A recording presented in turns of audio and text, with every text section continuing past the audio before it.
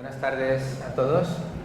Muchas gracias por venir a este primer encuentro del Foro de Justicia y Criminología que, auspiciado por la Comisión de Humanismo y Libertades, va a iniciar aquí su primera actividad durante este semestre. Muchas gracias a alumnos de Criminología y otros miembros del ámbito, ¿verdad?, de esta disciplina.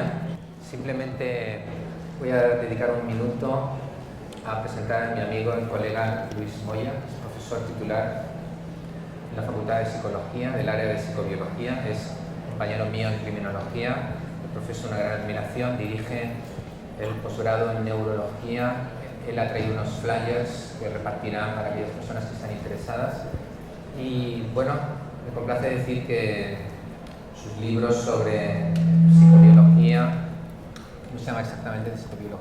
¿De la violencia? Psicobiología, ¿verdad? No tiene un título más largo. Psicobiología de la violencia. Psicobiología de la violencia y el libro de empatía, es un libro dedicado al gran público. Son libros fantásticos. El primero más orientado, ¿verdad?, a estudiosos y alumnos, y el segundo para cualquiera que quiera entender lo que es la empatía. He podido leerlo este verano y es estupendo.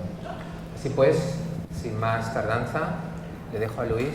Posteriormente tendremos un coloquio él y yo, y luego posteriormente las preguntas que queréis hacer. ¿De acuerdo? Muchas gracias. Pido un aplauso para Luis.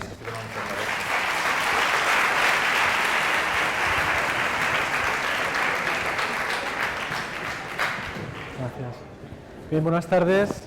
En primer lugar, agradecer la invitación al profesor Vicente Garrido al Foro de Criminología y Justicia, dependiente de la Comisión de Humanidades y Libertades. Voy a acercar un poco el micro. Bien, y gracias a todos por estar aquí, a toda la audiencia. Espero que de alguna forma poder aportar algún conocimiento que os sea interesante y que de alguna forma pues despierte lo que es la importancia de los estudios actuales sobre cerebro y sus aplicaciones para la criminología. Vamos a empezar un poco con la exposición.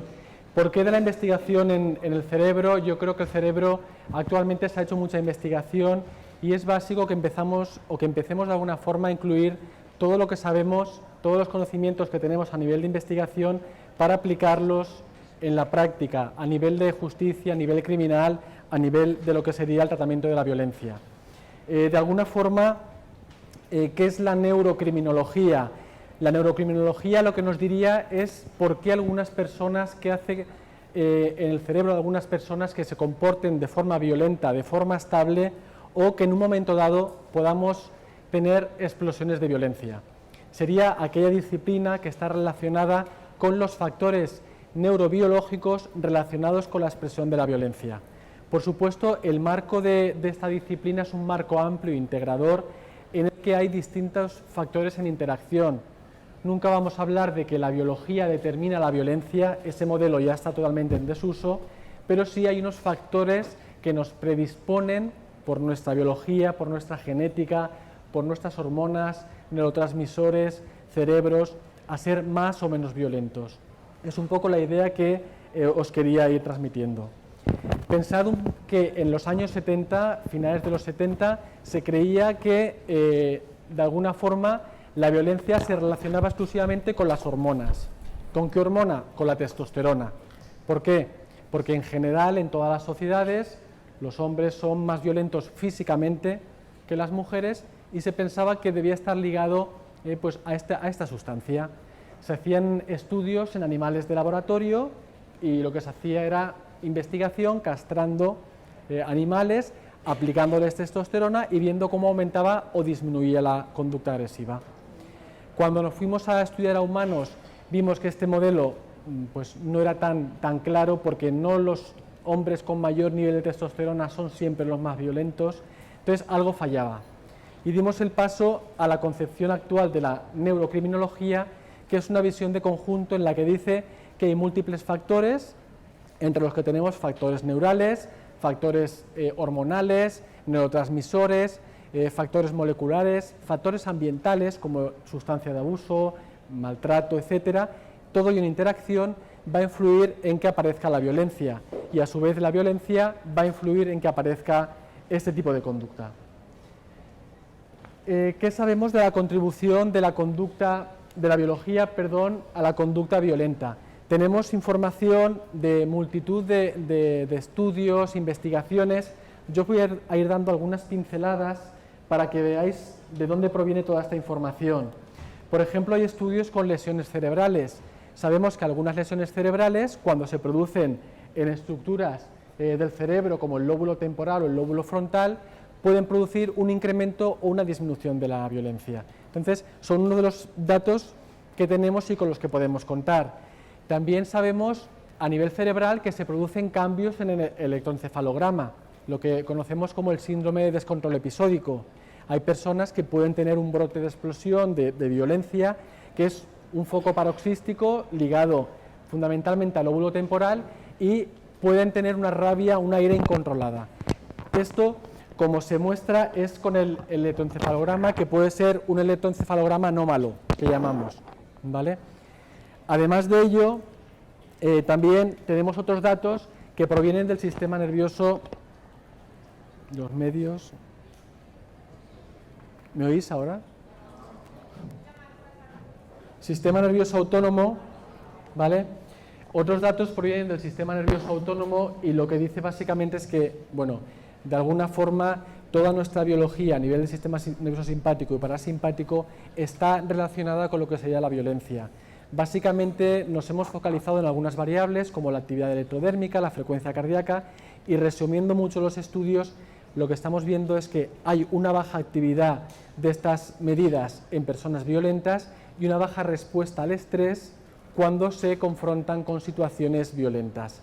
Esto de alguna forma lo que nos está diciendo es que su cerebro funciona de forma diferente. Además de ello, también tenemos estudios de estimulación eléctrica cerebral. La estimulación eléctrica cerebral consiste en una técnica sencilla que es aplicar electrodos en distintas partes del cerebro y estimular. ¿Y qué es lo que ocurre? Si estimulamos, por ejemplo, el hipotálamo, si estimulamos, por ejemplo, el lóbulo frontal, algunas estructuras, amígdala, etcétera, podemos observar que hay estados de violencia o hay una disminución de la violencia, según qué estructura se vaya estimulando.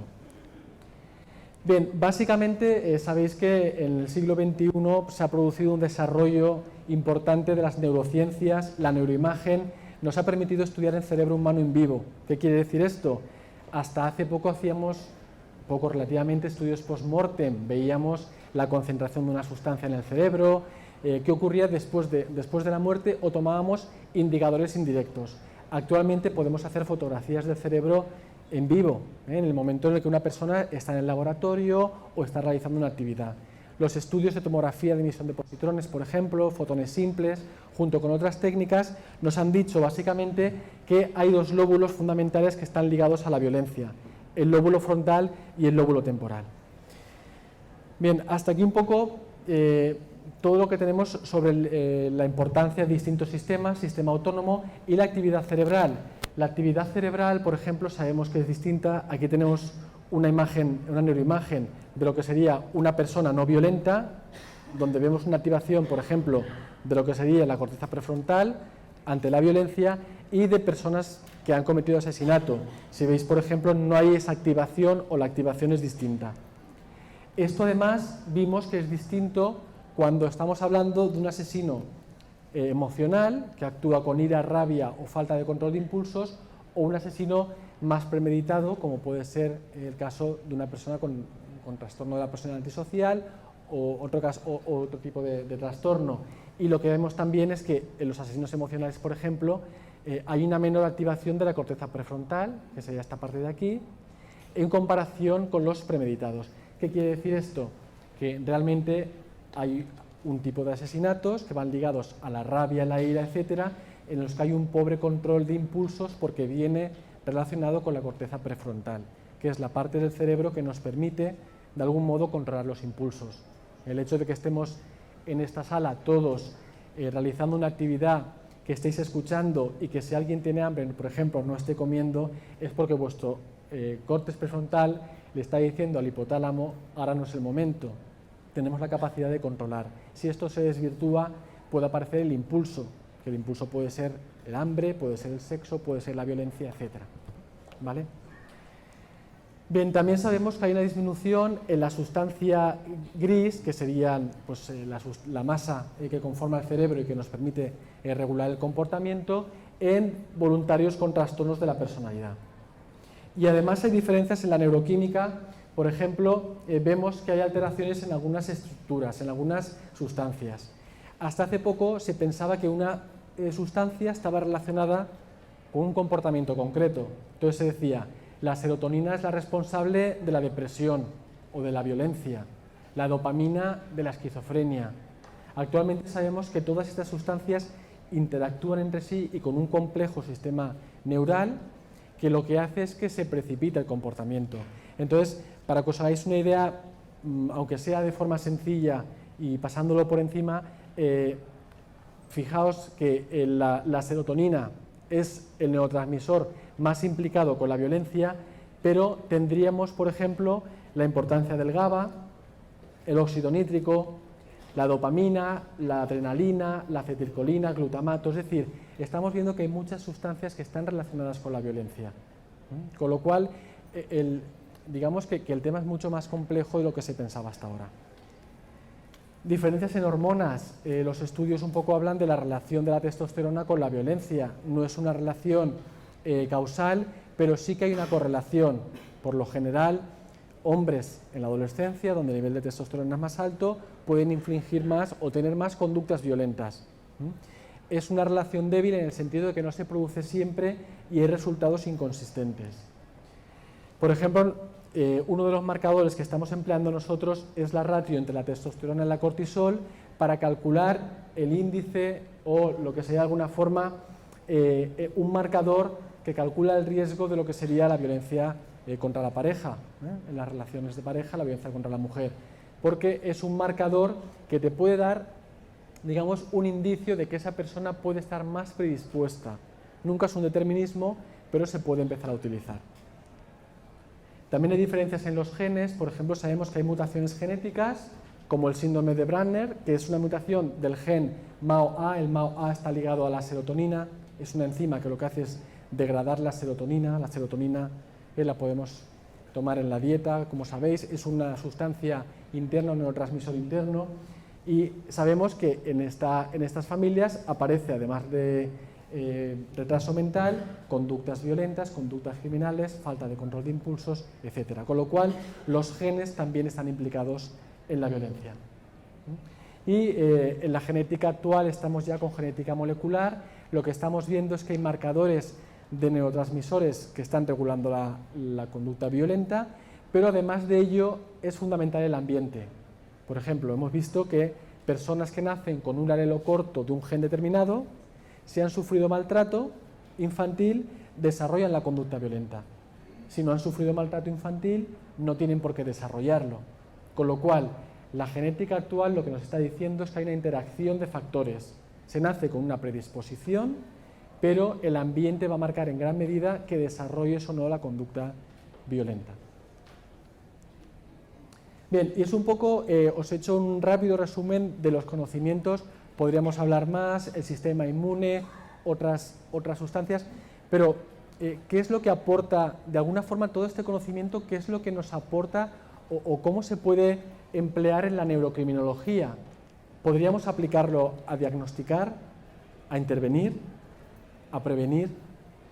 Algo importante que yo creo que tenemos que tener en cuenta es que no se está haciendo, o se está haciendo, digamos, de una medida, con todo lo que sabemos, se hace en corta medida. Tenemos mucha información que no se está utilizando. ¿Por qué? Pues en parte porque los profesionales tampoco tienen quizá la información o la formación para solicitar determinados marcadores, que nunca van a ser determinantes, pero están al abasto de todos nosotros porque se pueden conocer, sabemos cuáles son.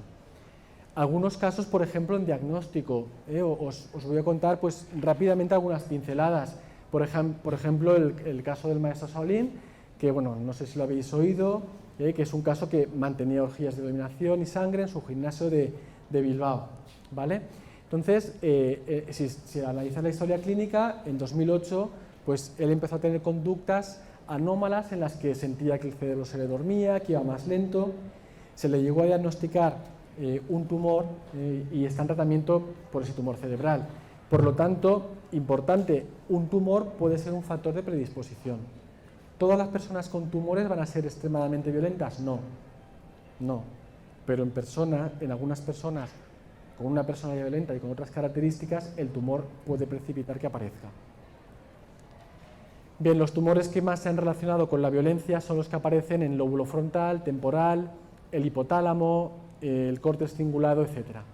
Estas descripciones las tenemos ya en el pasado. Si habéis leído la carta, no sé si la habéis leído, de Charles Whitman del 66, Charles Whitman asesinó a su esposa, a su madre, y después subió a una torre y empezó también a disparar y a matar personas. Y él dejó una carta en la que decía que, bueno, él tenía una vida perfecta, la vida, lo que entendemos por vida americana perfecta, hasta que empezó a tener este tipo de conductas. Y él decía, se supone que soy un joven promedio, razonable, inteligente, sin embargo, últimamente he sido víctima de muchos pensamientos inusuales e irracionales. Conversé con el doctor, traté de convencerlo de los temores que siento, que se están convirtiendo en impulsos violentos. O sea, que él de alguna forma dejó una carta en la que decía que sentía que algo estaba cambiando en su cerebro. Bien, es lo que le llevó a matar. Cuando se hizo después un análisis de su cerebro, había también lo que era un tumor cerebral. Otros indicadores del diagnóstico, podemos empezar a utilizar la actividad cerebral. Sabéis que se habla, por ejemplo, y se está utilizando en lo que sería la culpabilidad, la onda P300, que realmente es una onda cerebral que lo que te está diciendo es cómo respondes a un estímulo concreto, a un estímulo que se aplica de forma visual y que tenemos una respuesta tipo. Entonces, cuando te sales de la respuesta tipo o es demorada, puede haber un indicio de que estás mintiendo. Igual que ello, podemos utilizar la neuroimagen. La neuroimagen, por ejemplo, sabemos que personas con rasgos psicopáticos tienen una menor respuesta a las tareas emocionales. Es que no responden, es que su cerebro no responde cuando se está realizando una actividad en la que la mayoría de la población estaría estresada. Es que su actividad, su frecuencia cardíaca tampoco va a responder, ni su actividad ectodérmica. Por eso decimos que son fríos, porque no expresan emocionalmente, ¿vale? Y eso se plasma en indicadores biológicos. Luego también hay otros indicadores como la serotonina. Por ejemplo, podemos utilizar en el diagnóstico lo que serían el marcador de la serotonina, que es el ácido 5-hidroxidolacético, es un metabolito de la serotonina que se puede conseguir mediante una punción lumbar. Se hace una punción lumbar en médula y se extrae el líquido cefalorraquídeo y podemos medir la concentración de este neurotransmisor. Una persona con serotonina muy baja va a ser muy violenta, va a ser una persona que va a cometer asesinato, no tiene por qué, pero es un factor más que hay que tener en cuenta, ¿vale? Y es un poco pues lo que conocemos como el síndrome de serotonina baja, que no sé si lo habéis oído, que hace referencia a ello. Otros indicadores que podemos utilizar, por ejemplo, sabéis, pues la violencia femenina o la violencia en mujeres es menor, pero hay casos. Y algo que, por ejemplo, también se puede analizar es el síndrome perimenstrual o síndrome premenstrual, lo que está regulado a un desequilibrio hormonal entre progesterona y prolactina, etc. Y sabemos que personas que lo padecen, porque el síndrome premenstrual lo padece un porcentaje bajo de la población, pueden tener ataques de ira, rabia, etc. ¿Vale? O, por ejemplo, el consumo de anabolizantes. Hay casos que hemos escuchado, el portero de discoteca que de repente quería entrar una persona, se puso muy violento y de repente pues empezó a pegarles, y cuando después te vas a la anamnesis puedes ver que es una persona que estaba consumiendo anabolizantes. Los anabolizantes es testosterona exógena. Hay muchas personas que la consumen por cuestiones estéticas, lo consiguen en el mercado negro y se lo administran.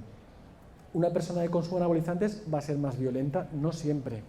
Ahora bien, las personas con una estructura violenta, con una personalidad violenta, es una bomba de relojería.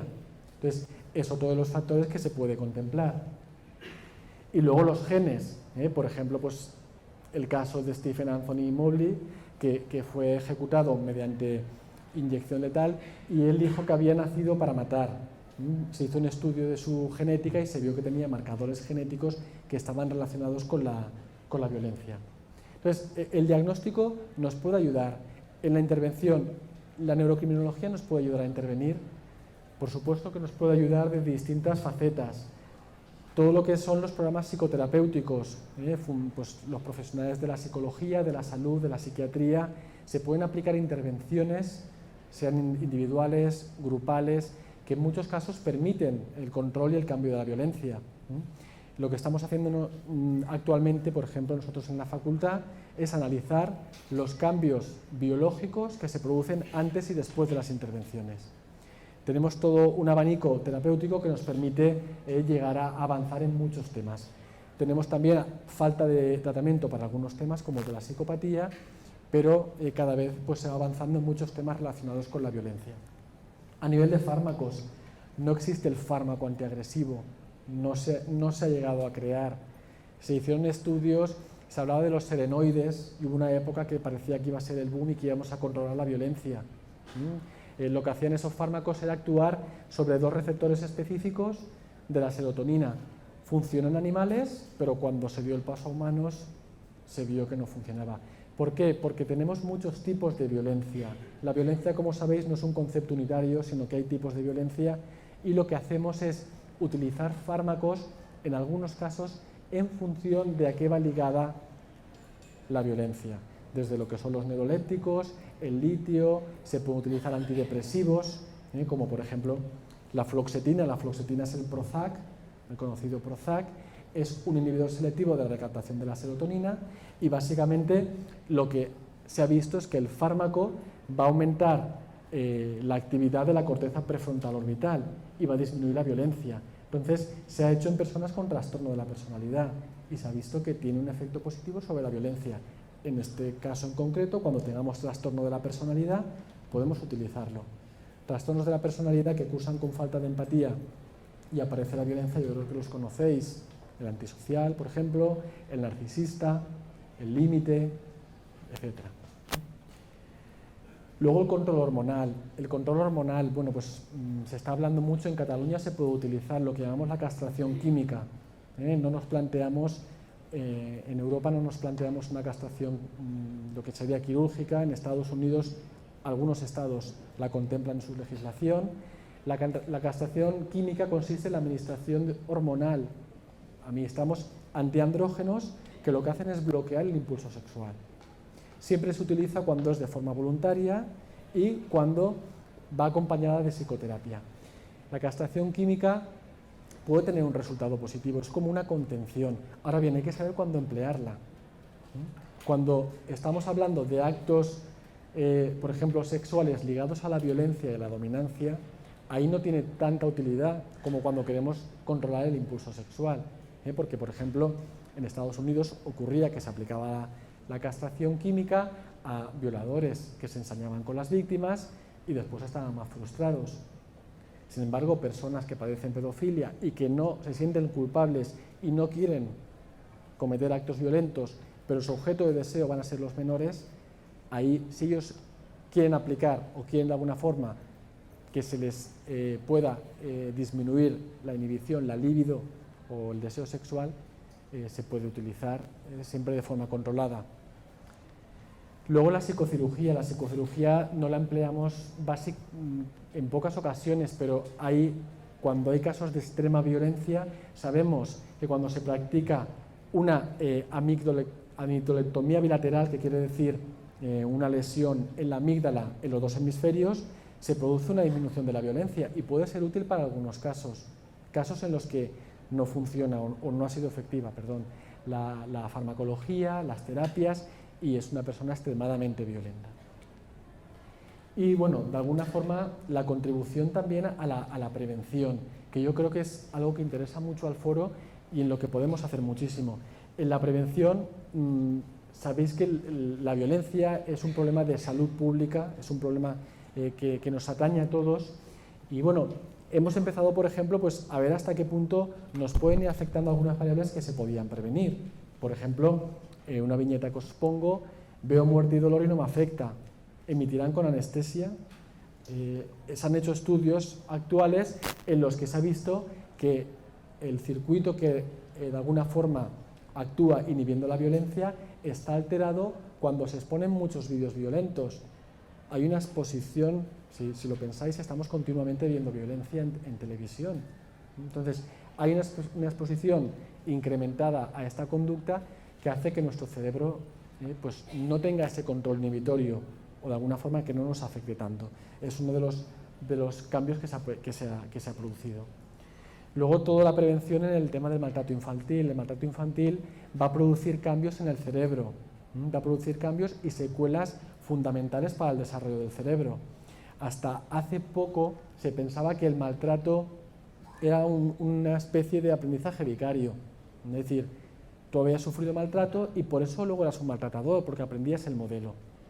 Pero claro, se empezó a ver que no todos los niños maltratados eran después maltratadores, entre comillas, y que había personas que maltrataban y no habían sido maltratadas de niños.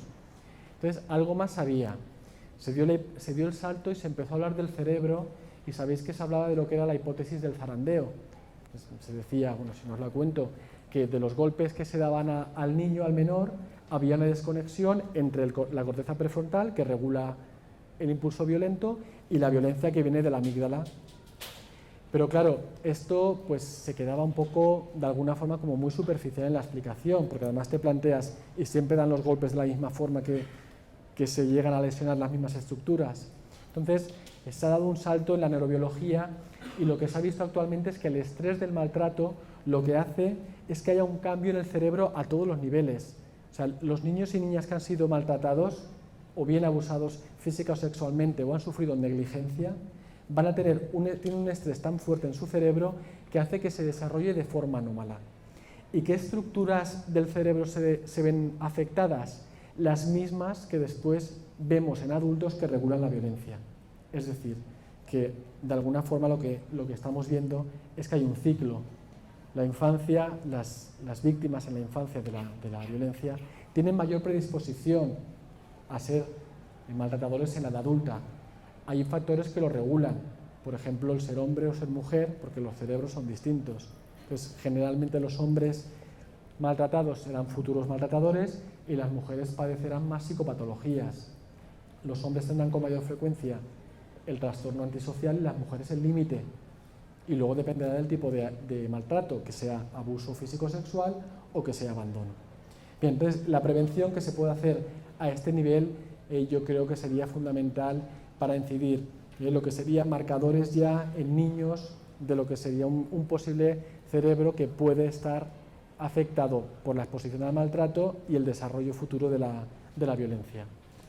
Y luego el fomento de la empatía. La empatía, digamos que desde mi punto de vista es la otra cara de la violencia, y fomentando la empatía disminuimos la violencia. Si nos ponemos en el lugar del otro, siempre es mucho más difícil que agredamos. Entonces, todo lo que es educación en empatía puede favorecer lo que sería una sociedad menos violenta. Es cierto que hay trastornos de la personalidad, hay problemáticas en las cuales hay una incapacidad cerebral para empatizar, porque, por ejemplo, si vamos al cerebro de un psicópata, sabemos que las estructuras cerebrales que regulan la empatía no se van a activar cuando están siendo, se enfrentan o se les dice que se pongan en el lugar de los demás, porque realmente hay una baja activación. Es como que esas estructuras no funcionan adecuadamente. Hasta ahora se decía, sí, pero el cerebro, si haces una fotografía, más o menos no se ve nada gordo, entre comillas, ¿no? Dicho de una forma muy coloquial. No, porque no es una diferencia estructural, es funcional. No es cómo está estructurado el cerebro, sino cómo funciona ante ciertos sucesos. Entonces, un poco por ahí hemos ido avanzando. Y luego, pues, una de las hipótesis que lancé en 2010 y en la que estamos trabajando es que se decía la empatía, de algún modo, pues hace que las personas no sean violentas.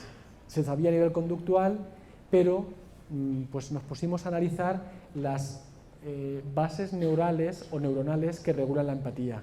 Y fijaos que cuando te vas a las estructuras cerebrales, córtex prefrontal, córtex temporal, amígdala, otras estructuras, son casi en el 80%, 85%, las mismas que en la violencia. ¿Qué quiere decir esto?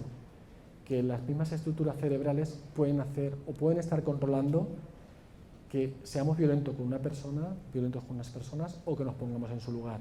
Yo creo que esto si realmente se llega a comprobar esta teoría al 100%, es un futuro prometedor para el control de la violencia y el trabajo en violencia. ¿Por qué? Sabemos que una persona no puede ser violenta y empática en el mismo momento. Yo puedo ser muy empático aquí, con el foro, entender la situación y luego salir, coger el coche y comportarme muy violentamente porque alguien me sobrepasa. Pero en el mismo momento, si os ponéis en el lugar del otro, es muy difícil, es imposible que lo agredáis. Y esto tiene una explicación neurobiológica. Podría ser que las estructuras cerebrales se activen en un sentido u otro. Imaginaos las implicaciones que esto puede tener para el desarrollo de la neurocriminología. Y bueno, deciros un par de ideas más. La primera es que no es un modelo reduccionista. Yo os he contado factores biológicos, pero que como profesionales, los profesionales siempre tienen que considerar en un contexto, junto a factores sociales, factores culturales y factores psicológicos. No estamos en un determinismo, eso ya lo dejamos hace mucho tiempo atrás, pero nos fuimos al otro extremo y nos olvidamos de que hay un organismo, hay un cerebro. Y el cerebro es distinto, hay unas diferencias individuales que pueden hacer que una persona sea más violenta que otra. Y ahí es donde nos tenemos que formar, ahí es donde tenemos que todo el conocimiento que se produce a nivel de universidad trascienda a la sociedad y se aplique. Se aplique porque está el conocimiento. Y lo que no, de alguna forma, es una pena es que se quede en la universidad y no trascienda a la sociedad. Uno de los ejemplos claros yo creo que es el modelo, uno de los estudios que hizo Adrian Rain. Adrian Rain básicamente pues, trabajó con asesinos con deprivación social y sin deprivación social. Con deprivación social es que habían tenido abuso físico y sexual, negligencia, pobreza extrema, familia conflictiva y bueno, tenían un funcionamiento normal de la corteza prefrontal. Sin embargo, eran asesinos. Es decir, aquí no encontró un fuerte marcador cerebral, eran más factores sociales y eran asesinos. Pero luego había un grupo que no había tenido ningún factor, había tenido una vida aparentemente habitual, sin ningún factor precipitante de la violencia, pero tenían alteraciones a nivel cerebral y se comportaban también de forma violenta, eran asesinos. Con lo cual es una interacción. Cuantos más factores tienes, más probable es que te comportes. Por eso, algo importante sería identificar los factores, todos los factores que están incidiendo en la violencia y de alguna forma pues llegar a establecer perfiles. Desde nuestro punto de vista, desde la universidad, lo que pensamos es que hay una necesidad de formación en todos los profesionales que trabajan en las fuerzas de la seguridad, profesionales de la salud, todas las personas que trabajan con temas relacionados con la violencia. Creemos que es importante que conozcan los factores, no tienen que dominarlos, pero sí que pueden saber qué factores son los que pueden estar incidiendo en un comportamiento y qué factores son los que de alguna forma pueden hacer que la persona sea más violenta. Hemos puesto en marcha unos estudios, un diploma en neurocriminología que esperemos que en el futuro prolifere y sea un máster, y básicamente lo que marcamos es que son perfiles, establecemos perfiles que son complementarios a los psicológicos y que además nos van a ayudar en la prevención, como he comentado aquí, en el diagnóstico y también pues, en el tratamiento de lo que es la conducta violenta. Por ejemplo, aquí es uno de los trabajos que ha presentado una de mis alumnas en la primera edición de estos estudios y ha elaborado un perfil de lo que sería el hombre penado por violencia contra la mujer en las relaciones de pareja. Entonces, ¿cuáles son todos los marcadores biológicos que tú podrías estudiar para ver si esa persona está teniendo un buen tratamiento, una buena reinserción o cuál es su riesgo de que pueda volver a reincidir en lo que sería la violencia de pareja? ¿Es un determinismo? No, pero son perfiles que nos pueden de alguna forma ayudar. Y bueno, por último, para terminar, y con esto ya pasamos, si queréis, pues al diálogo o a las preguntas, hablar de la parte, por lo que os he comentado, de la biología y la responsabilidad de los actos violentos. Es lo que viene en relación con la neurojusticia. Charles Whitman tenía un tumor y él mismo dijo: mi conducta está cambiando, yo no puedo controlarla. Por ejemplo, pues tenemos otro caso en el que he nacido para matar, mis genes me están diciendo que tenga este comportamiento. O tenemos, por ejemplo, casos de personas que consumen anabolizantes y tienen un episodio de ira incontrolable y se comportan de forma violenta. O, por ejemplo, pues, otro tipo de casos, como la castración, etcétera, etcétera.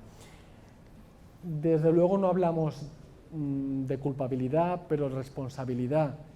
Bueno, cuando un impulso no se puede controlar, o se puede controlar en menor medida, eso es una responsabilidad, no lo es. Yo creo que todo esto abre un tema que nos preocupa como sociedad, que es difícil de encauzar, sobre todo cuando no tenemos muchas veces los tratamientos adecuados para las personas que pueden ser un peligro para los demás. Pero simplemente para finalizar un poco la conferencia, me gustaría que os lo planteaseis, hasta qué punto hay una responsabilidad cuando hay una falta de control. La falta de control se puede producir del impulso violento, se puede producir del sexual, se puede producir del alimentario y se habla en otros casos de trastornos. Aquí muchas veces no hablamos de trastorno, sabéis que es un tema pues, más delicado. En la declaración que hizo, el caso que os comentaba, él estaba diciendo que él había sufrido un ataque de ira descontrolado, mezclaba realidad con la pérdida de control y de alguna forma decía como que esto se le escapaba, que iba más allá de su voluntad. Bien, con esto finalizo la conferencia. Muchas gracias por la atención. Espero que...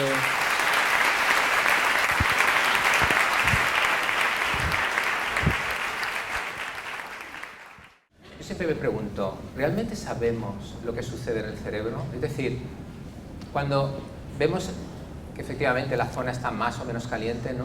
Lo que decimos es, hay una menor activación, por ejemplo, en lo que nosotros entendemos que es la zona ejecutiva del cerebro, ¿verdad? El córtex prefrontal. Nosotros entendemos que quizá aquí se produce una menor afectación, por ejemplo, de estímulos desagradables, porque determinada zona del cerebro no se activa.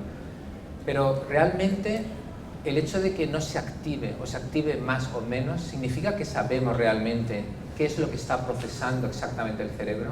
Hemos podido llegar con los estudios de neuroimagen a la comprensión cabal de qué es lo que hace el cerebro por el mero hecho de que se encienda o se apaga determinada zona. Bien, de una forma matemática no podemos saber qué está ocurriendo en ese cerebro. Lo que sabemos es lo que ocurre en la mayoría de la población, porque tenemos un grupo de referencia, que es el grupo control, y cuando se está presentando una tarea determinada.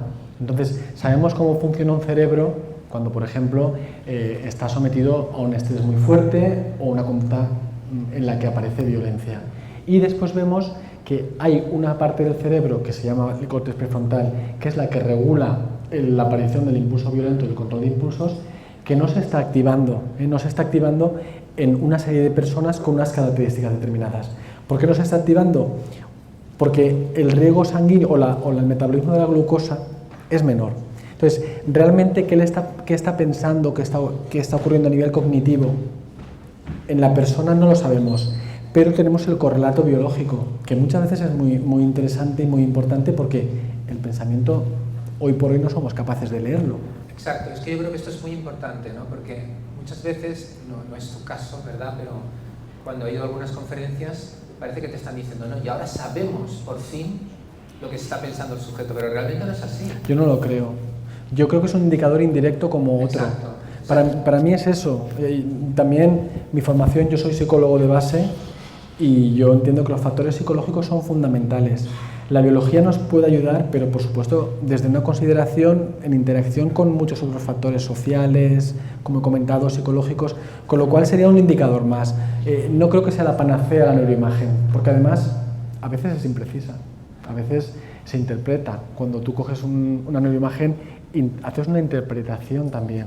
O sea que no hemos llegado al desarrollo del conocimiento del cerebro de que esto es la panacea y nos está diciendo esta técnica, pero sí que es un indicador muy bueno, mucho más de lo que había hasta ahora, porque hasta ahora o nos íbamos a un cerebro post-mortem o una medida muy indirecta de un metabolito pues, en sangre. Entonces hemos avanzado mucho y seguiremos avanzando porque ahora hay técnicas como la magnetoencefalografía que nos permiten detectar cambios más minuciosos, pero siempre es lo que le pasa al hardware. El software yo creo que todavía me estás preguntando, claro, ¿no? Un poco la idea que quería dejar claro es que desde luego es un enorme avance considerando lo que teníamos antes, ¿verdad? Pues básicamente los test donde la medida es muchísimo más indirecta acerca de lo que una persona piensa y siente. Y claro, el hecho de poder ver a través de los estudios de neuroimagen que el cerebro se activa de un modo u otro ante determinados estímulos es un gran avance, pero siguen siendo todavía un indicador pobre del conocimiento de lo que significa pensar. Es decir, no sabemos todavía, tú lo acabas de decir, no sabemos todavía lo que ese asesino está pensando. Sabemos que esta zona se ha activado menos y en la medida en que sabemos que esa zona controla o realiza tal función, podemos llegar a decir que esa función está menos desarrollada en su actuación. Efectivamente. Eso realmente es lo que podemos decir. O podemos decir que está mintiendo. Perdona. Escucha, tú tienes una pelea con los micrófonos. Totalmente. Luis, toda la vida, ¿eh? O podemos decir que está mintiendo, o podemos intuir de alguna forma. Por ejemplo, la mentira en la psicopatía, como sabes, es muy habitual. Sí. Y es yo muy... considero que es un gran avance, ¿eh? O sea, no, no lo pero veas como una crítica, no, que simplemente va. Porque es un límite sí, que muchas veces no lo dejamos claro, ¿no? Sí, no. Tiene sus limitaciones, pero yo creo que toda la ciencia tiene sus limitaciones y verdades absolutas, pues sabéis que muy pocas. Pero sí que es un avance y, por ejemplo, la mentira en psicopatía es muy difícil de detectar. Sin embargo, estamos ya elaborando pruebas que nos permiten saber cuándo alguien está mintiendo. Por ejemplo, los estudios que hacemos con personas que están penadas por violencia contra la mujer, muchas veces se nos escapan hay dos tipos de maltratadores, los que son más impulsivos, por resumir, y los que tienen unas características más psicopáticas. Muchas veces esos se nos escapan porque son grandes mentirosos. Se nos escapa cuando hacemos la entrevista, cuando pasamos el test, porque saben lo que tienen que contestar.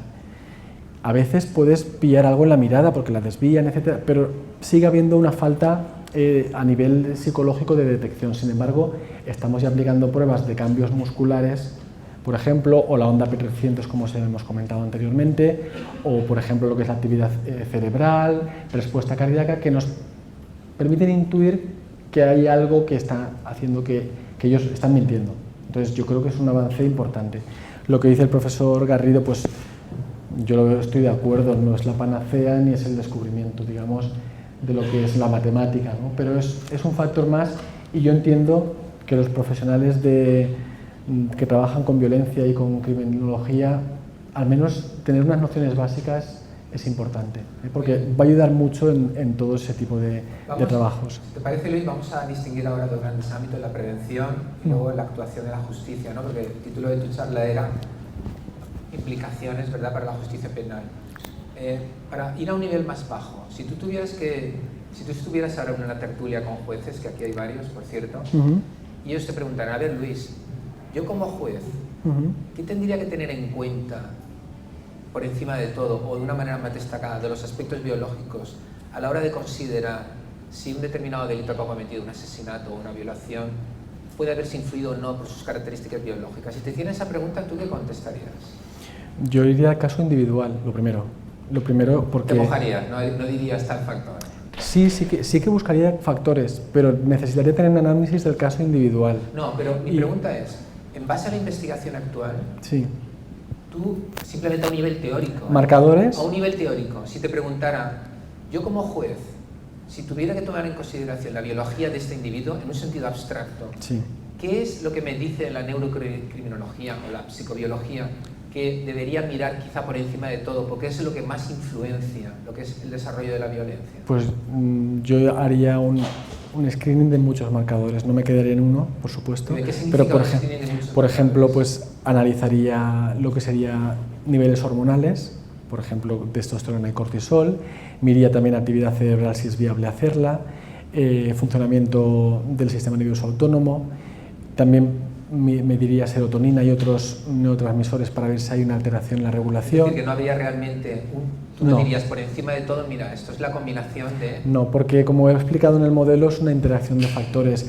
a no ser que hubiese una lesión cerebral, un tumor cerebral, un traumatismo, algo muy localizado en el cerebro que nos permitiera inferir que ha ocurrido un proceso determinado. ¿Significa eso que desde el punto de vista de la neurocriminología tan solo podemos tener una seguridad, y no absoluta, pero sí muy importante, de que un determinado sujeto ha sido influido por un aspecto de su biología en los casos de lesiones cerebrales, traumatismos o tumores? No, pero yo creo que ahí es más plausible. Es como a nivel psicológico, tienes la garantía al 100%.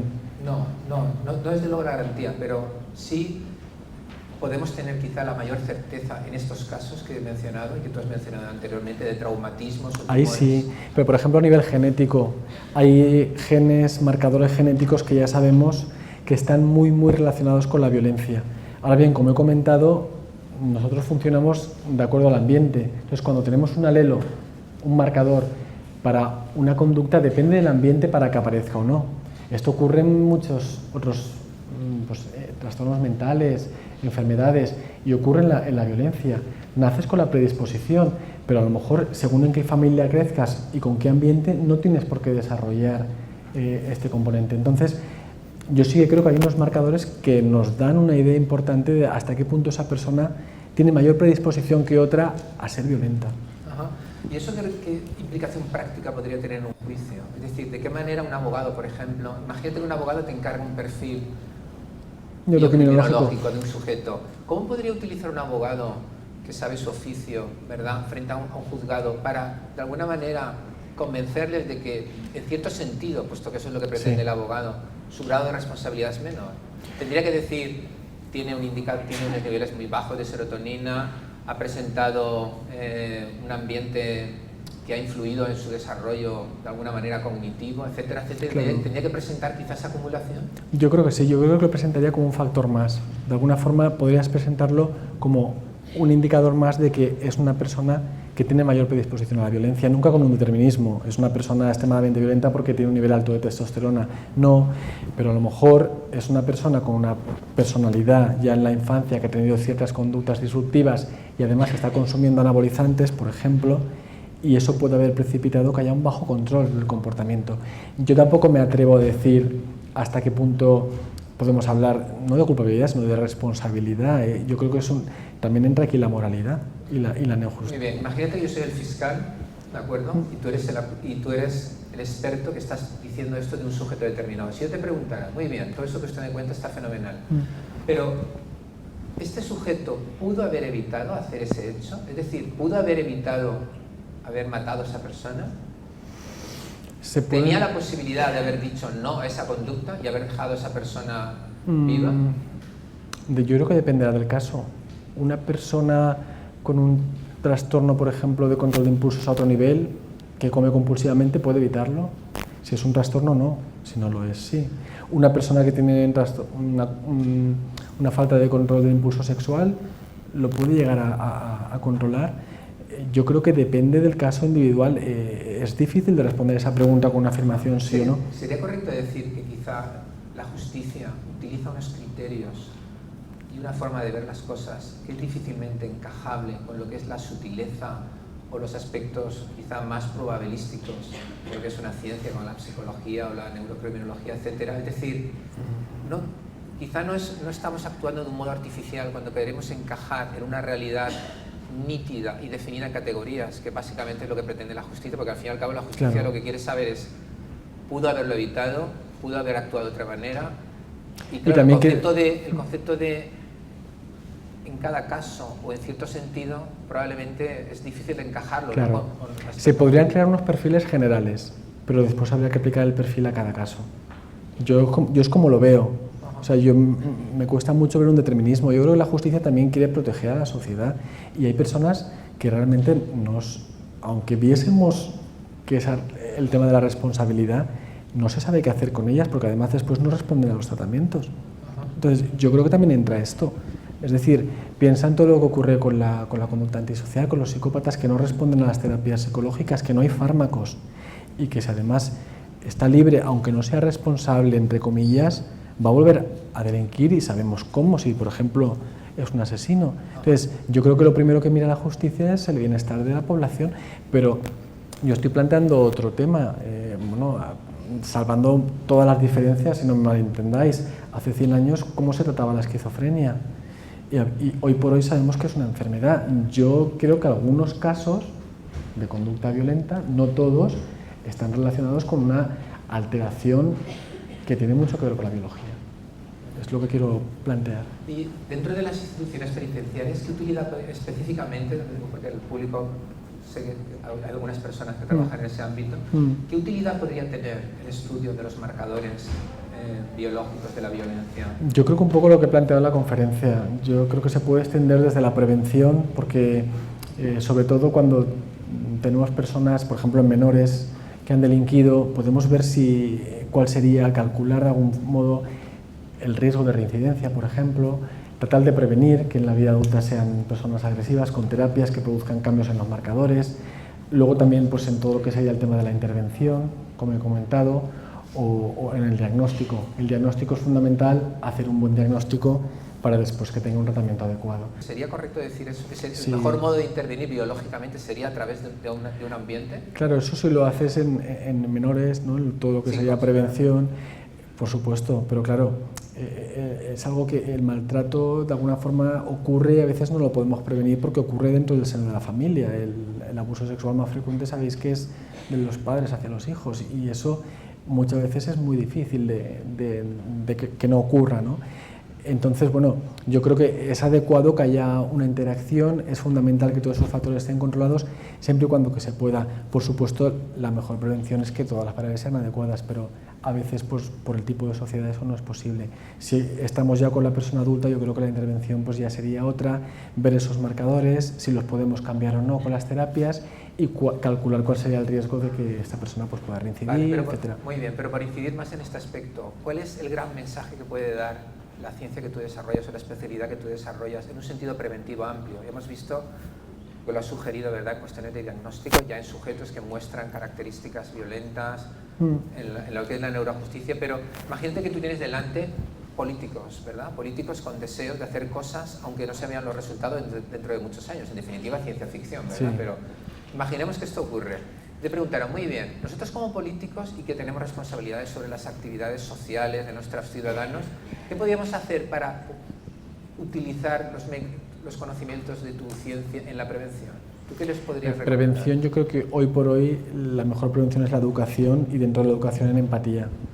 Una educación en empatía en la que haga a las personas más reflexivas, que tengan en cuenta a los demás, que no sean rígidas mentalmente, no dentro de un dogma específico, sino con una apertura mental, una flexibilidad, que tengan en cuenta la emoción de los demás, porque hoy por hoy con las técnicas que tenemos es difícil aplicarlas en intervención a menores. Sin embargo, yo creo que a nivel de educación sí que se puede hacer.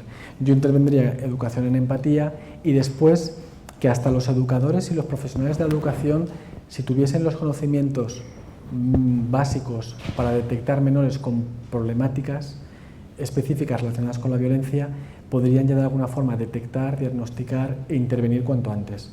Porque esto es una cuestión de grado. Un cerebro, pensar que el proceso de estrés del maltrato, como os he dicho, es muy nocivo para el cerebro. Cuanto antes lo paras, el cerebro va a tener menos secuelas o menos consecuencias a nivel adulto o a nivel mental. Pero probablemente esto ahora mismo es una quimera, decir que los psicólogos o profesionales en educación cuenten con una especie de perfil o indicadores neurocriminológicos o vinculados con la violencia, probablemente hoy en día sea... Hoy por hoy no, pero el conocimiento está. Por eso yo un poco os lo planteaba en la conferencia. Nos ocurre, yo creo que en muchos temas. La ciencia va muy por delante de lo que luego se aplica a nivel social. Y bueno, aquí hay investigaciones en las que estamos viendo, pues, como se ha marcado, pues, yo os he dado solamente pues, un ápice de todo lo que hay. Por ejemplo, neurocriminología la estaba aplicando Adrian Rain en Estados Unidos y se centraba en la neuroimagen. Al sí que lo llamaban a muchos juicios a declarar y yo creo que poco más. O sea, es un conocimiento que de alguna forma no se utiliza, pero yo creo que es el futuro y por supuesto bien entendido. Como os he dicho, nunca un determinismo, sino que es una parte más del ser humano a considerar. Yo es como lo entiendo. Muy bien, muchas gracias por contestar a mis preguntas. Le damos un aplauso, siempre se lo ha ganado. Gracias. Y antes habías hablado de cuestiones morales. ¿Cuál es el límite de la neurocriminología? No lo veo como algo viable hoy por hoy que controlemos al 100% la conducta violenta. Yo creo que podemos avanzar mucho. O sea, lo que podemos es controlar en gran medida que de alguna forma aparezca menos violencia. Ahora, erradicar la violencia yo creo que nos puede llevar más tiempo si es que la especie evoluciona como tal. Yo también soy muy positivo. Yo realmente pienso que las sociedades cada vez somos más empáticas con la evolución y por cómo se conforma nuestro cerebro. O sea, la corteza prefrontal, sabéis que nos distingue como especie, nos diferencia del resto de animales y cada vez está más evolucionada, va aumentando. Eso es un problema, por ejemplo, en los partos, como todos sabemos. Y bueno, de alguna forma yo pienso en positivo y creo que las sociedades avanzarán, evolucionarán hacia la empatía, porque realmente la empatía y la cooperación son estrategias mucho más adaptativas que la violencia y la competición. La violencia extrema no es una conducta adaptativa. En los animales quizá el más violento es el que llega alto en la jerarquía social y tiene acceso a recursos y demás. En nuestra especie sabéis que funcionamos ya de otra forma, con otros tipos de comportamientos. Entonces yo en ese sentido soy muy positivo y pienso que avanzamos a sociedades más empáticas. Y la segunda, ¿dónde está el límite? Es que es una pregunta es muy interesante y realmente difícil de responder. ¿Hasta qué punto nosotros podemos determinar, por ejemplo, si es una responsabilidad o una culpabilidad? ¿Me quieres decir? Yo creo que es muy difícil de establecer. Realmente por eso hay tanta problemática. Incluso en los manuales de clasificación de los trastornos mentales se ha cambiado lo que ahora conocemos por sociopatía o psicopatía, ha sido trastorno, luego no lo ha sido, ha ido cambiando el nombre porque realmente tampoco se sabe exactamente qué hacer con esas personas y si realmente son o no responsables. Entonces, igual que ese caso, hay otros en los que yo creo que es difícil, ¿no?, de llegar a establecer unos límites muy claros. Gracias por la pregunta. Muy bien. ¿Otra pregunta? Usted ha hablado de que tendría que ver el caso concreto. Entonces, yo me pregunto si existen casos concretos en los que realmente ese perfil genético o biológico que puedan tener, quizá no a lo largo de toda su vida, pero sí en ese momento puntual en el que se haya cometido un delito, puede tener tal carga que realmente esté privando de voluntad, como ha preguntado antes Vicente, al sujeto en cuestión. Así como, por ejemplo, estar en el estado de estar influido por las drogas puede hacerlo. Una pregunta muy interesante. Yo creo que sí. Desde mi punto de vista, sí. Lo que ocurre es que, claro, esto es muy difícil después a nivel legal de manejarlo. Yo creo que hay una problemática. La persona incluso puede ser consciente de lo que está haciendo no está bien, pero no puede controlarlo.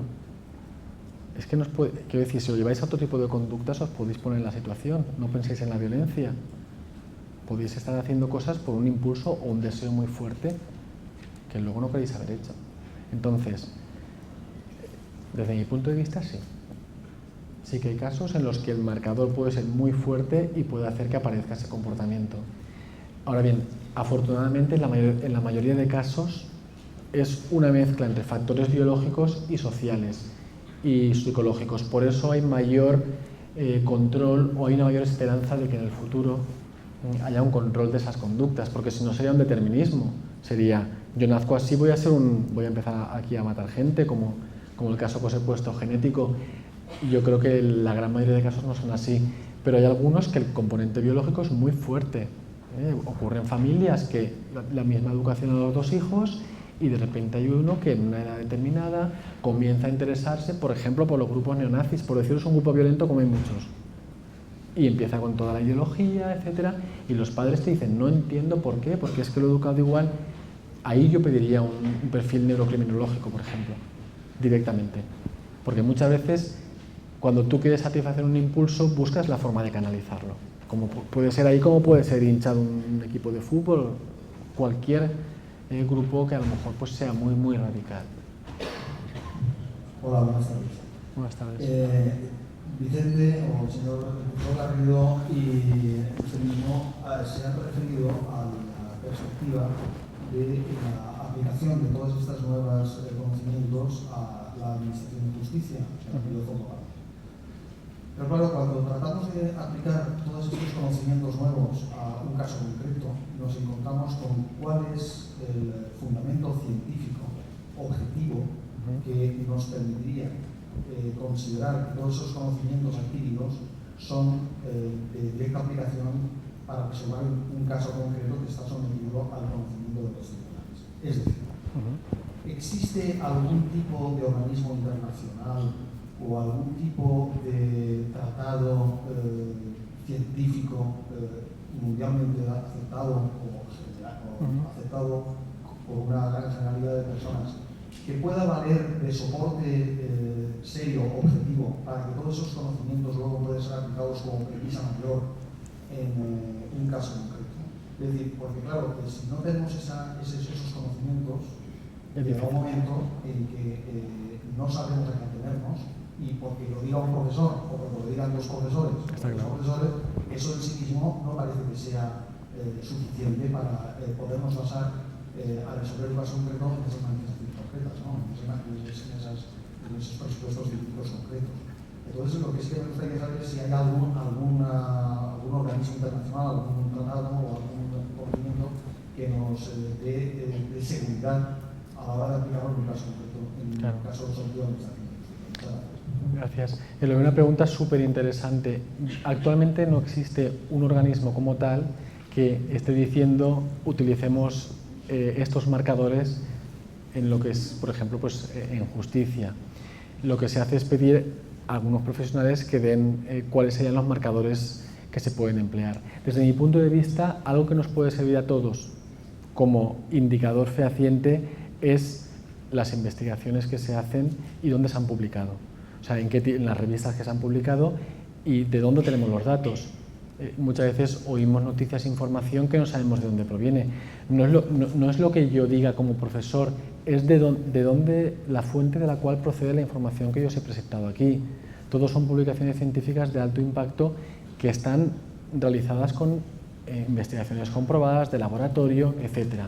Lo que nos ha dado el salto, que es un poco por lo que se está preguntando, es de esas investigaciones, los resultados de esas investigaciones que sabemos en la universidad y sabemos en ciencia, cómo transferir ese conocimiento con algún protocolo o de alguna forma para que se pueda utilizar. Y ahí es un poco lo que estamos intentando nosotros, en formar a los profesionales para que puedan hacerlo y para que al menos sepan qué tienen que pedir. Un profesional no tiene por qué saber determinar las hormonas, pero sí tiene que saber qué hormonas pedir y por qué, desde mi punto de vista, en el caso de que sea necesario. O tampoco necesita saber un polimorfismo genético, lo que es a un nivel profundo, pero sí controlar los genes y a lo mejor pedir un análisis genético. Algo muy importante que se ha comentado aquí, que se podría hacer y elaborar, sería un protocolo, pero tal cual hoy por hoy no existe. Y no creo que exista a nivel mundial. Yo creo que los conocimientos de la neurocriminología se empezaron a utilizar en Estados Unidos y en algún otro país, pero no ha habido un desarrollo importante del tema y está por hacer. Está por hacer porque tenemos ya los conocimientos, falta dar el salto. Muy bien, muchas gracias.